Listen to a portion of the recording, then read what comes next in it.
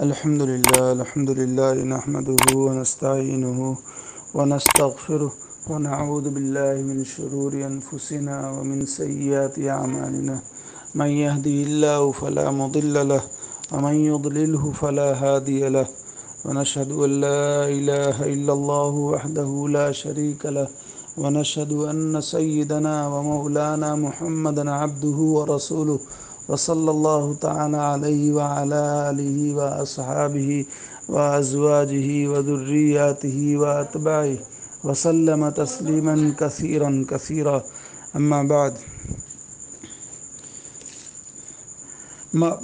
مغرب نماز اوابین حضرت عمار ابن یاسر رضی اللہ تعالی عنہما سے کہ صاحبزادے محمد ابن عمار رضی اللہ عنہما سے روایت ہے کہ میں نے اپنے والد ماجد عمار ابن یاسر رضی اللہ عنہما کو دیکھا کہ وہ مغرب کے بعد 6 رکعتیں پڑھتے تھے اور بیان فرماتے تھے کہ میں نے اپنے حبیب صلی اللہ علیہ وسلم کو دیکھا کہ آپ مغرب کے بعد 6 رکعتیں پڑھتے تھے اور فرماتے تھے کہ جو بندہ مغرب کے بعد 6 رکعت نماز پڑھے اس کے گناہ بخش دیے جائیں گے، اگرچہ وہ کثرت میں سمندر کے کف یعنی جھاگ کے برابر ہوں۔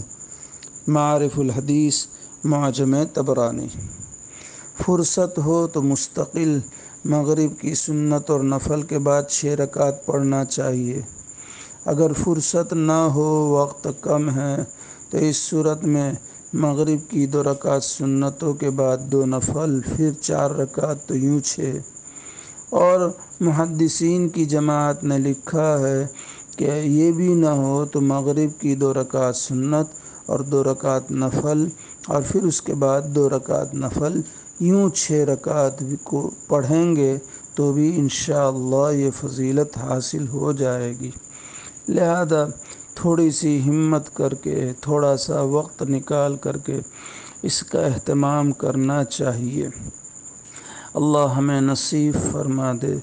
دنیا کے لیے ہمارے پاس سارا وقت ہے، دین کے لیے، دین کی باتوں کے لیے، اعمال کے لیے ہمارے پاس فرصت نہیں ہے، بہت افسوس کی بات ہے۔ عشاء کی نفلیں۔ عشاء کے وقت بہتر اور مستحب یہ ہیں کہ پہلے 4 رکعت نفل پڑھے، پھر 4 رکعت فرض، پھر 2 رکعت سنت مؤکدہ پڑھے، پھر اگر جی چاہے تو 2 رکعت نفل بھی پڑھ لے۔ اس حساب سے عشاء کی 6 رکعت سنت ہوئی بہشتی زیور۔ عشاء سے پہلے بھی 4 رکعت عامةً پڑھنے کا معمول امت میں بہت ہی کم ہے۔ عشاء کی ہم لوگوں نے 9 ہی رکعت بنا لیے، 4 فرض، 2 سنت نے 3 وتر، جبکہ 17 رکعتیں ثابت ہے۔ اور اس باب میں الدر المنضود میں حضرت مولانا عاقل صاحب دامت برکاتہم نے عشاء کے فرض کے بعد نبی اکرم صلی اللہ علیہ وسلم سے 6 رکعت پڑھنا بھی ثابت لکھا ہے، 4 رکعت بھی ثابت لکھا ہے۔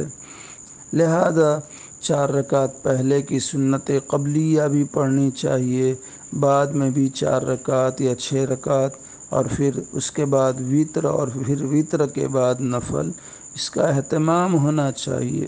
امت پر احوال ہیں، امت پر مصائب ہیں، ایسے موقع پر ہم اپنے اوقات کو تھوڑا سا فارغ کر کے اپنے اعمال میں ازرو تعداد بھی اضافہ کرے اور ازرو کیفیات بھی اضافہ کرے۔ حسن عمل، حسن اخلاص، سنتوں کی اتباع وغیرہ کا اہتمام کرنا چاہیے۔ اللہ مجھے بھی توفیق دے، پوری امت کو توفیق دے، آمین۔ نماز سے متعلق بعض ہدایتیں۔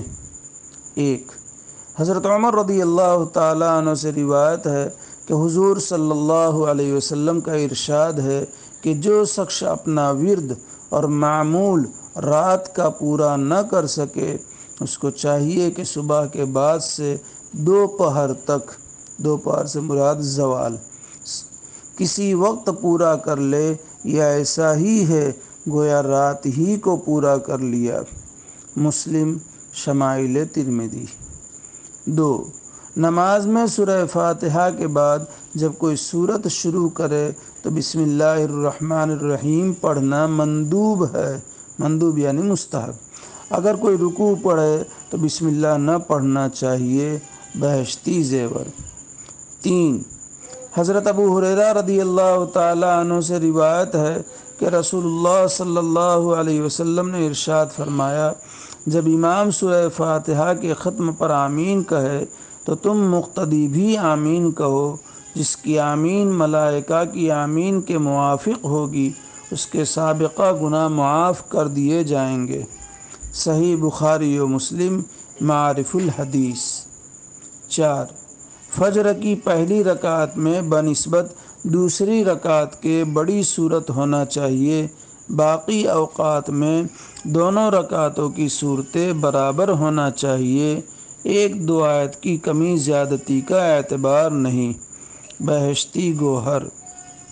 5، دعا کے لیے دونوں ہاتھ سینہ تک اٹھا کے پھیلائے، بہشتی زیور۔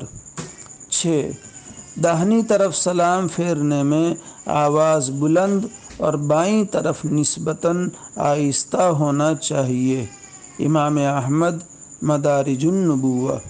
7، امام اعظم رحمۃ اللہ علیہ کے نزدیک رکوع و سجود میں اطمینان یعنی اعتدال واجب ہے، اور یہ وجوب دونوں سجدوں کے درمیان میں بھی شامل ہے، مدارج النبوہ۔ نماز میں نگاہ کا مقام۔ 8، نماز کے قیام کی صورت میں نگاہ سجدے کی جگہ رکھے اور جب سجدہ کرے تو ناک پر نگاہ رکھے، سلام پھیرتے وقت کندھوں پر نگاہ رکھے، بہشتی زیور۔ 9، جب نبی کریم صلی اللہ علیہ وسلم نماز میں کھڑے ہوتے تو سر جھکا لیتے، امام احمد رحمۃ اللہ علیہ نے اس کو نقل کیا ہے، اور تشہد میں آپ کی نگاہ اشارے کی انگلی سے نہ بڑھتی یعنی انگشت شہادت پر رہتی، زاد المعاد۔ 10، حضرت انس رضی اللہ تعالیٰ عنہ فرماتے ہیں کہ نبی کریم صلی اللہ علیہ وسلم نے مجھ سے فرمایا، اے انس، اپنی نگاہوں کو وہاں رکھو جہاں تم سجدہ کرتے ہو، ساری نماز میں یعنی حالت قیام میں، بیہقی مشکات۔ 11، فرض نماز کے بعد سنتوں کو فرض کی جگہ کھڑے ہو کر نہ پڑھے بلکہ داہنے یا بائیں یا آگے یا پیچھے ہٹ کر کھڑا ہو اور گھر پر جا کر سنتیں پڑھیں تو یہ افضل ہے، مدارج النبوہ۔ گھر میں نوافل کا پڑھنا۔ 12، حضرت عبداللہ ابن مسعود رضی اللہ تعالیٰ عنہ فرماتے ہیں کہ میں نے نبی کریم صلی اللہ علیہ وسلم سے دریافت کیا کہ نوافل مسجد میں پڑھنا افضل ہے یا گھر میں؟ حضور اکرم صلی اللہ علیہ وسلم نے ارشاد فرمایا کہ تم دیکھتے ہو کہ میرا گھر مسجد سے کتنا قریب ہے، جس کی وجہ سے مسجد کے آنے میں کسی قسم کی دقت یا رکاوٹ نہیں ہوتی، لیکن اس کے باوجود فرائض کے علاوہ مجھے اپنے گھر میں نماز پڑھنا بنسبت مسجد کے زیادہ پسند ہے، شمائل ترمذی۔ 13، رسول اللہ صلی اللہ علیہ وسلم نے فرمایا کہ اپنے گھروں میں کچھ نمازیں نوافل وغیرہ پڑھا کرو اور گھروں کو قبرستان نہ بنا لو کہ جس طرح قبروں پر نماز نہیں پڑھی جاتی تو گھروں میں بھی نماز نہ پڑھو، مشکات۔ اللہ تعالیٰ آپ صلی اللہ علیہ وسلم کی ان پاکیزہ تعلیمات سے متصف ہونے کا فیصلہ فرمائے۔ اللہ تعالیٰ اس کہنے سننے کو قبول فرمائے، کہنے والے کے لیے، سننے والوں کے لیے، اقوام عالم کے لیے اسے ہدایت کا، امن کا، نجات کا ذریعہ بنائے، فتنوں سے حفاظت فرمائے۔ نبی اکرم صلی اللہ علیہ وسلم کی ان پاکیزہ تعلیمات کو دل کی عظمت، گہرائی، محبت اور اخلاص کے ساتھ بار بار پڑھنے کی اور سننے کی اور عمل کرنے کی زندگیوں میں اپنانے کی توفیق عطا فرمائے، آسان فرمائے، مدد فرمائے، آمین یا رب العالمین، بحرمت سید المرسلین صلی اللہ علیہ وسلم، وآخر دعوانا ان الحمد للہ رب العالمین۔